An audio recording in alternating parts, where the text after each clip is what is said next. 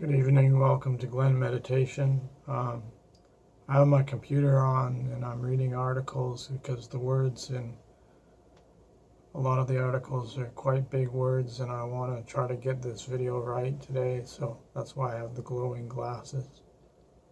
Welcome to Glen Meditation. I hope I already said that. Today's topic is, can Parkinson's possibly be caused by mold exposure? So just to sum up how I came across this is, we have on Facebook we have a Parkinson's group where the people talk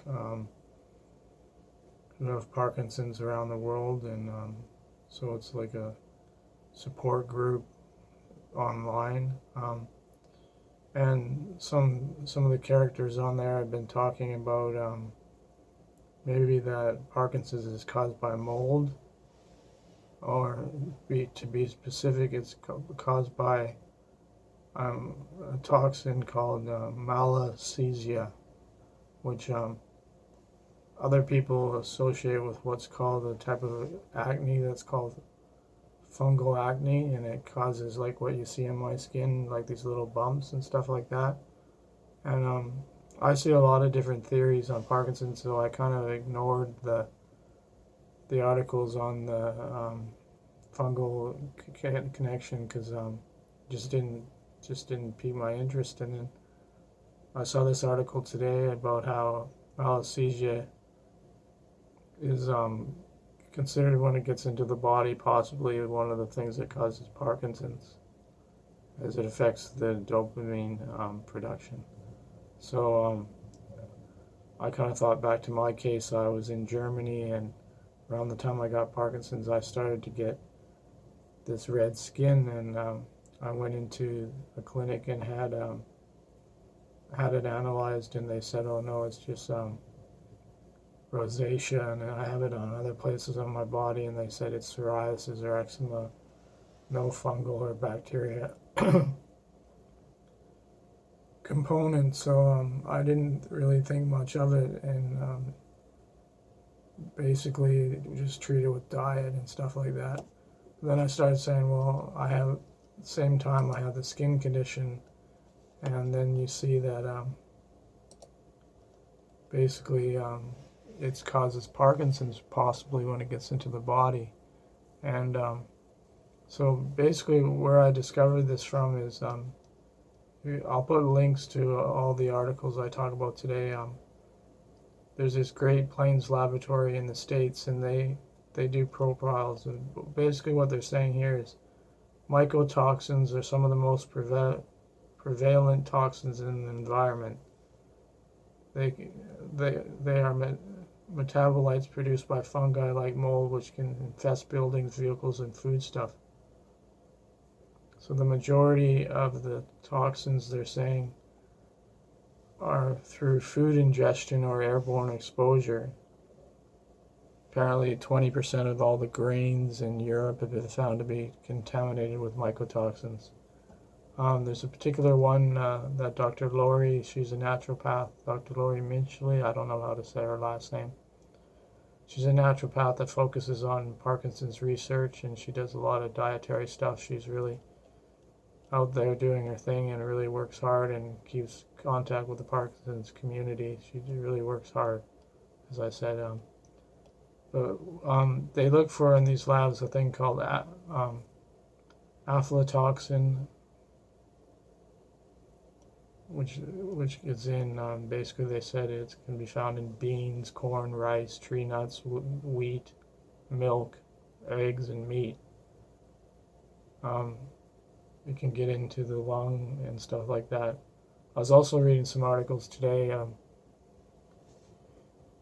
If someone goes to, like, say a coffee shop in Amsterdam, and when I lived in Europe at the time, I went a few times to the coffee shops in Amsterdam. If the marijuana is grown in a bad environment, where there's mold and pesticides and stuff, you can smoke that, and you can basically get it into your lungs as well. But I'm not sure that. But there's basically two things. There's aflatoxin, and then there's ochratoxin. So I won't get too much into that, but basically I wanted to say I'm kind of excited today because the connection between having the skin problem and the Parkinson's come on at the same time, and this toxin is what causes the skin problem. So it's probably what's internally inside me. It's kind of exciting. If you have a disease that there's no known cause for, to finally find maybe what the cause is, and then I've been looking around today, and so Laurie's made a video on that when she was that's the naturopath in Seattle, has made a video on YouTube. She should be more famous than she is. She's only got 5 videos on YouTube and 76 subscribers. She should have more followers and people listening to what she does because she knows what she's talking about. She made a video called, you can look this up on YouTube. I'll also probably try to put it in the links below if I can do that. But the video is called, you can go on YouTube and put in the search function, Fungus Among Us, high ochratoxin A found in people with Parkinson's. So you can look that up under Dr. Laurie Mischley. She's got some other interesting videos about, they have a dog in the clinic that can smell Parkinson's on people.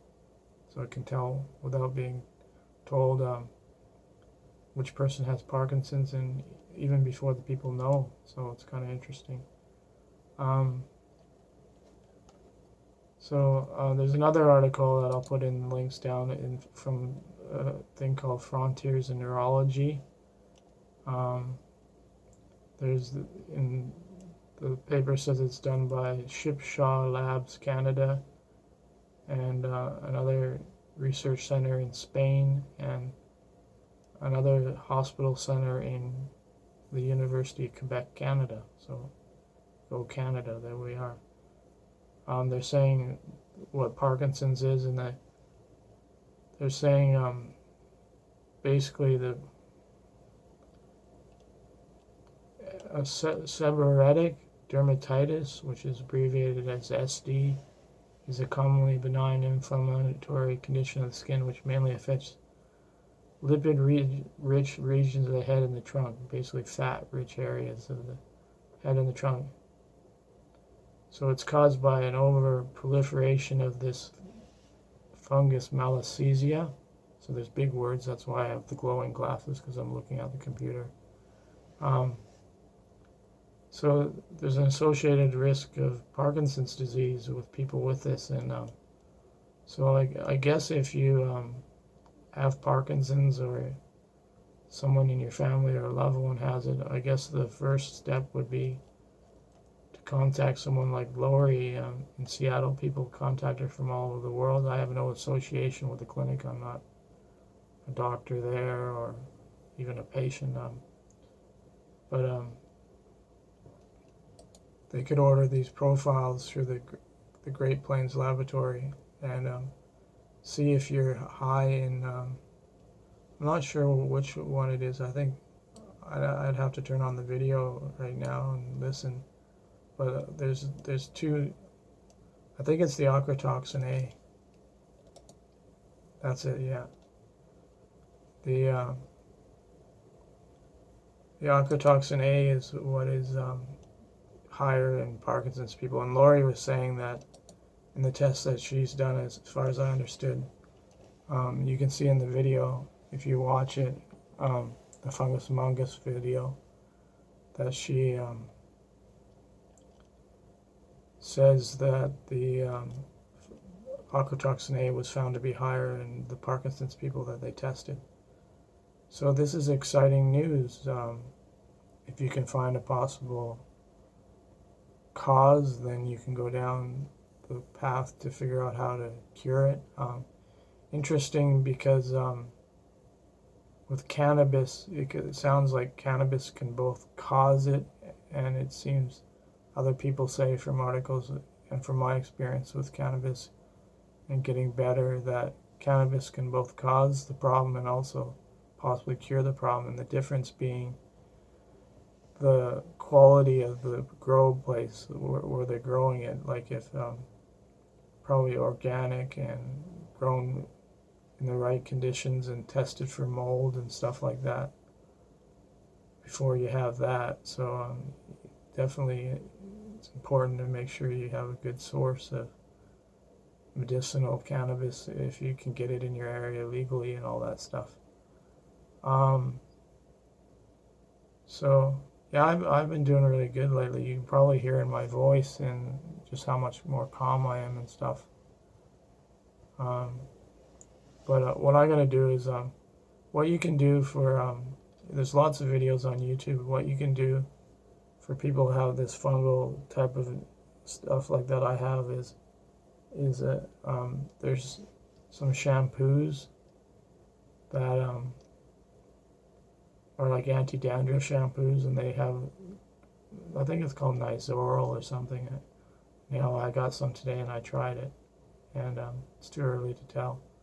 But the difference between this type of acne and the other types of acne that people have, this is one's really itchy and doesn't respond to other treatments. I saw Dr. Oz spraying apple cider vinegar on someone's head in a video who had probably the same thing, because that person just said they had dandruff. So I think it's all closely related.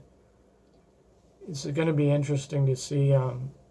For me, a lot of my focus now is going to be on this, and there's not really, it's kind of like, it really hasn't, I don't really know, I have to look more into the research, but it seems like this is all in the baby stages, like this just kind of theory of it. And they're also saying there's increased Crohn's disease and all this stuff, and so we hear a lot of articles that Parkinson's disease starts in the gut and